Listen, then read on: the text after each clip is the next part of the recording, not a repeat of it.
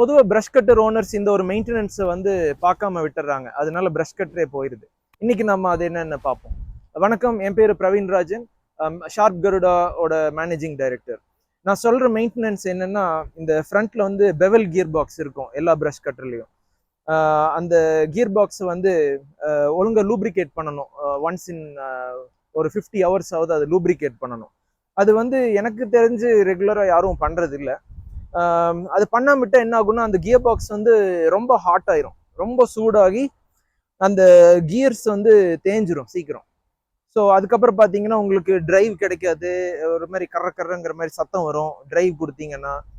So அது இன்னைக்கு எப்படி அதை ப்ரிவென்ட் பண்ணுறதுங்கிறத பார்த்துடலாம். ஸோ அதுக்கு 2-3 ஐட்டம்ஸ் வேணும் உங்ககிட்ட.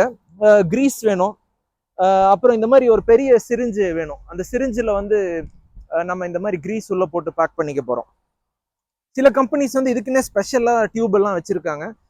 நம்ம அந்த அளவுக்குலாம் போகல. நம்ம வந்து இருக்கிற எக்யூப்மெண்ட்டை வச்சு பண்ணுறதுக்கு தான் நம்ம டிசைன் பண்ணியிருக்கோம். ஸோ இது எப்படி கிரீஸ் ஃபில் பண்ணுறது அப்படிங்கிறத நான் காமிக்கிறேன்.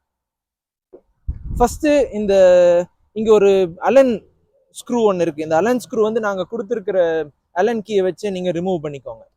இந்த அலன் ஸ்க்ரூ பொதுவாக ரொம்ப டைட்டாக இருக்கும். இப்போ வீடியோக்காக நான் கொஞ்சம் லூஸ் பண்ணி வச்சுருக்கேன். இதை எடுத்துக்கிறோம்.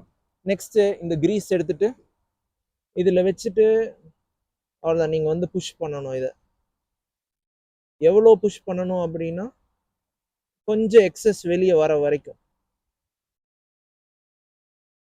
பாருங்க எவ்வளோ பிடிக்குதுன்னு பாருங்க. ஓகே, இப்போ வந்து கொஞ்சம் எக்ஸஸ் வர ஆரம்பிச்சிருச்சு. அப்படி ஆகும்போது என்ன பண்ணணும், இதை சுற்றிக்கணும். பாருங்க, நான் சுற்றும் போது பாருங்க அது வெளியே வருது. இப்போதான் வந்து அது ஃபுல்லாக உள்ளே போகுது.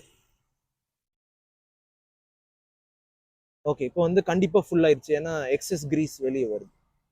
ஸோ இப்போ வந்து என்ன பண்ணலாம், இந்த ஸ்க்ரூ வந்து திருப்பி போட்டுட்டு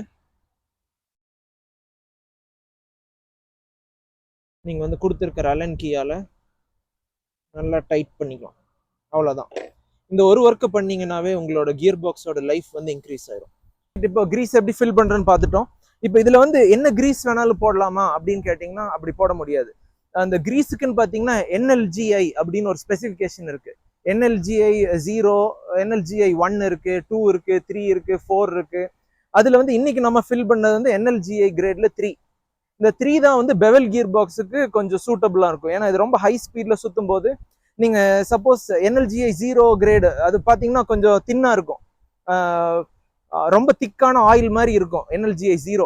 அது உள்ள போட்டிங்கன்னா என்ன ஆகும்னா, இந்த பெவல் கியர் அவ்வளோ ஃபாஸ்ட்டாக சுற்றும் போது கியர் மேலே ஒட்டாது. அது வந்து சர்க்கம்ஃபரன்ஸில் தான் போய் ஒட்டும், கியர் பாக்ஸில் தான் ஒட்டும்.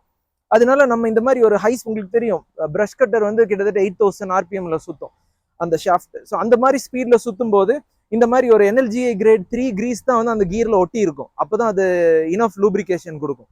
ஸோ ஜஸ்ட் எனி கிரீஸ்ன்னு எடுத்து அப்ளை பண்ணாதீங்க. Make sure NLGI 2 or NLGI 3 use பண்ணலாம். NLGI 4லாம் அவசியம் இல்லை இதுக்கு. இது எல்லாரும் பார்த்து ஃபாலோ பண்ணுங்க. உங்களுக்கு தெரிஞ்ச ப்ரஷ் கட்டர் ஓனர்ஸ்க்கு இதை ஷேர் பண்ணுங்க. ப்ரஷ் கட்டரோட லைஃப் இன்க்ரீஸ் பண்ணிடலாம். தேங்க்யூ.